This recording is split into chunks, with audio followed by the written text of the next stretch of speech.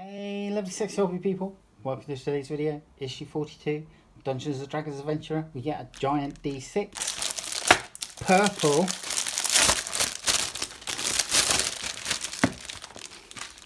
nice, right, here we go. Let's have a sticky beak at this, shall we? Portals. The Forgotten Realms are vast, wondrous and perilous, but it is just one world among countless realities on the material plane, which itself exists amid a variety of domains known as planes of existence. Portal quirks. Travelling via a portal is not always a simple matter of stepping from one world into another and back again. Sometimes their magic is unstable and may have other effects.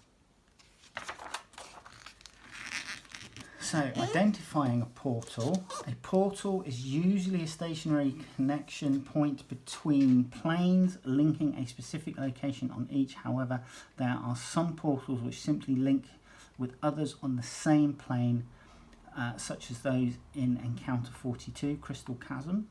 Opening a portal. Typically a portal key is required to activate one of these planar gateways. This is rarely a literal key, rather it is an object that has some relation to the portal's destination. A key to gain access to Elysium, for example, could be a white lily, while a key to Hades may be a faceless mask. Okay. So, D&D for kids. If you implement the right tactics and strategies, it's relatively straightforward to introduce younger players to make the game. Yes, they will try to make pets of everything. I saw a Facebook meme that playing with 9-year-olds is like one of two things. Either like mass genocide, everything, or they want to make friends with the misunderstood zombies.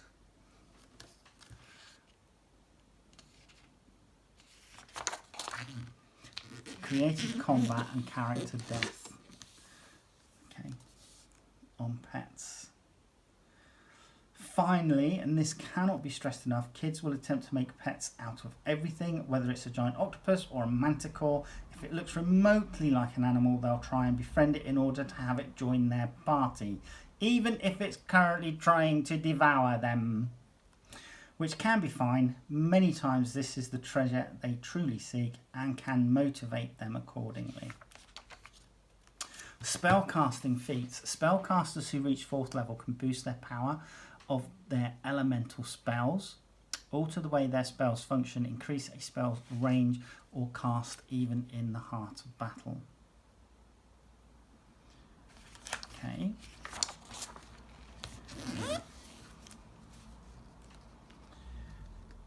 Elemental Adept. Prerequisite, the ability to cast at least one spell. Meta Magic Adept. Prerequisite, a class with the spell casting or pact magic feature. Warcaster. Prerequisite, the ability to cast at least one spell. So I could take Warcaster. Could I take Warcaster? What's this for? Spellcasting feature. I could take Warcaster as because my fighter has taken Eldritch Knight as their, what did they call it? Not fighting style, something else, can't remember. So that could be interesting. Ranger, Beastmaster, right, huge panther. So for those of you that have read the Terry Brooks Shannara series, okay, they have a big cat known as a moor cat within the story.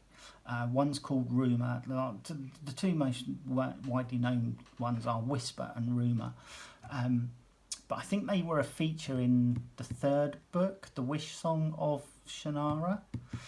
So I think it was Bryn Ohmsford had one. I can't remember what she had. And I want one. Now, my DMs turned around and said, okay, maybe use a saber-toothed tiger stat line.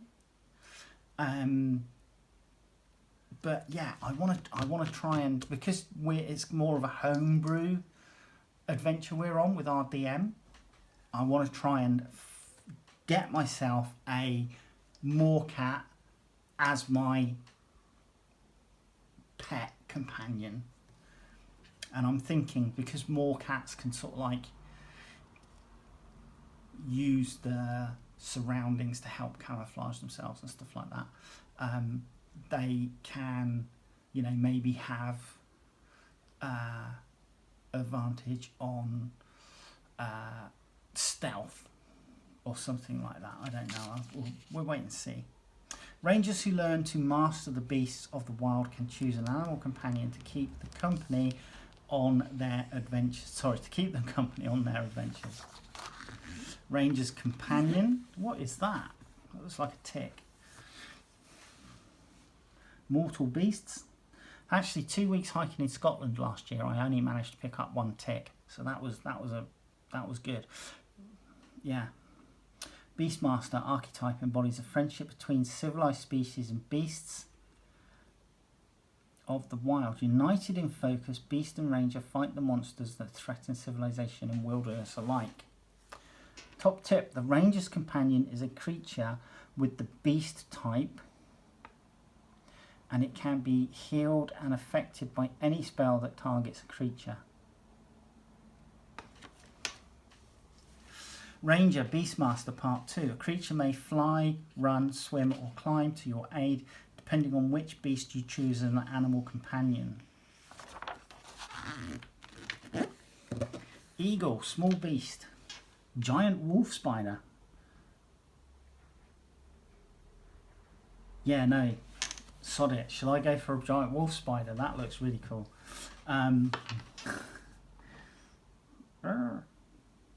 Flying snake, a flying snake, or a panther. It's a panther.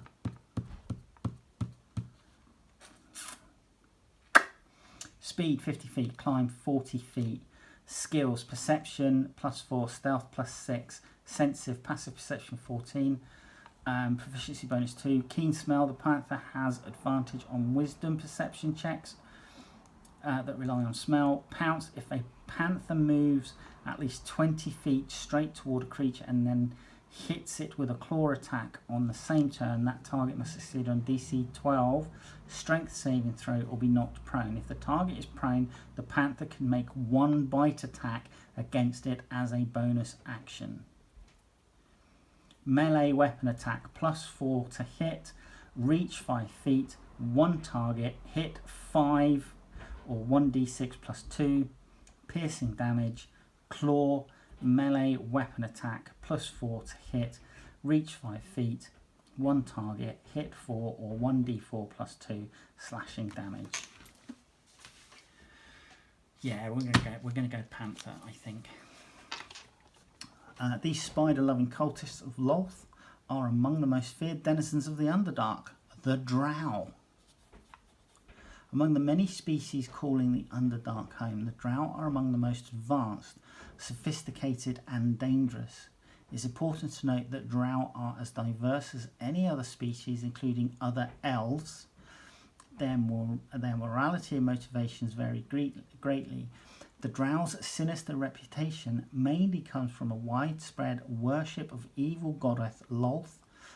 Her worshippers rule Menzo Buranzan, most significant of the underground cities of the Drow. Those who worship Lolth, the Spider Queen, are the Drow most often encountered as raiders and assassins, both throughout the Underdark as well as the world above. Okay, cool. Playing as a Drow, Drow in combat, Drow encounters, darkness below and shadows above, and then inspirations for town. Gnolls. So if you buy the Dungeons and Lasers NPC character pack, you get 6 Gnolls, and you can make them all different, I think, if I remember rightly. Hyena-headed monstrosities transformed by the power of the Demon Lord. Don't let these cackling, flesh-rending monsters get too close.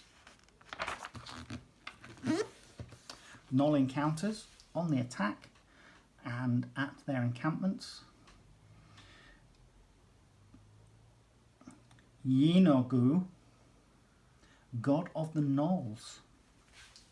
He looks a bit like Nurgle's had a go at him. Inspirations and Tekeli Lee. Even among Gnolls, some take savagery to a new level. Once the leader of a Gnoll pack, Tekeli Lee, demanded his followers' flesh to sustain him, and so became a powerful Gnoll vampire. Though locked away within a glacier of ice, it is rumoured that Tekeli Lee has since escaped. Okay. Right, encounter, Crystal Chasm. Encounter background. The party journeys through the Underdark in search of the tomb of Argosh, final resting place of the Dwarven King. To escape the subterranean region known as the Labyrinth, they must cross a crystal chasm inhabited by lost wanderers. To succeed in this encounter, the adventurers must traverse the crystal chasm and escape to the other side. Beginning the encounter, Gnoll Reavers.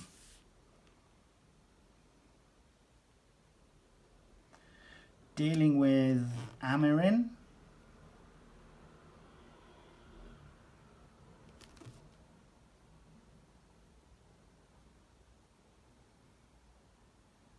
So there's a drow in the mix called Amirin, and if he survives, he asks for a quick death.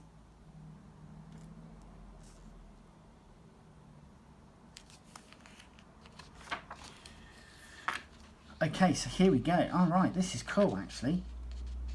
So this is the chasm, cliffs on either side, and pathways across. Cool, cool. Mushrooms.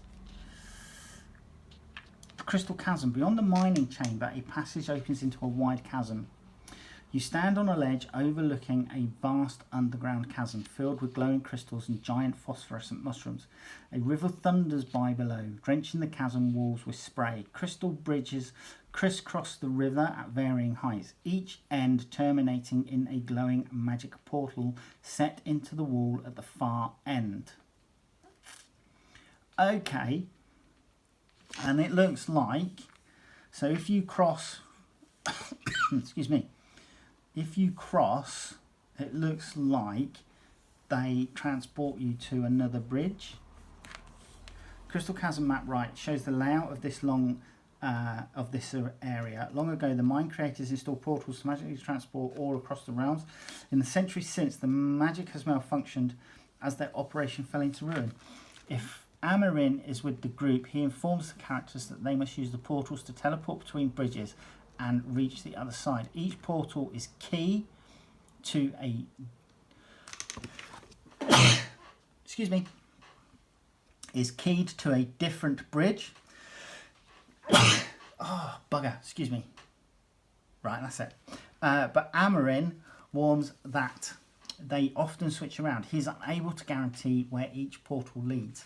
Crossing the chasm. To escape the labyrinth, the players must cross the chasm to the passage on the other side.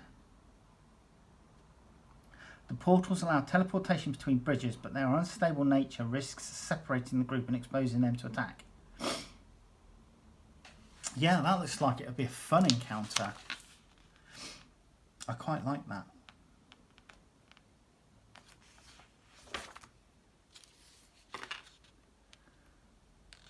Wandering monsters. So we got Amirin, stat block for the drow. We got our Gnoll. And more demons. Wow. They look really friendly. So, yeah, there you go. Encounter time. Here we go. Right, come down. Have a look at this big, giant D6. What have we got left? We've got the D100 left, we've got the D4 left, and the D12 left. So that's a lovely colour. Yeah, same as the colour from the dice from the previous issue. So